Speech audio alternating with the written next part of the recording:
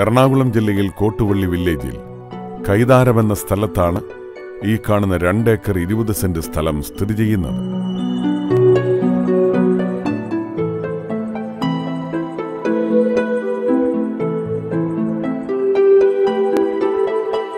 ഈ സ്ഥലം ഫാം, ചെമ്മീൻ കൃഷി, മീൻ വളർത്തൽ കേന്ദ്രം എന്നിവയ്ക്ക് യോജിച്ചതാണ്.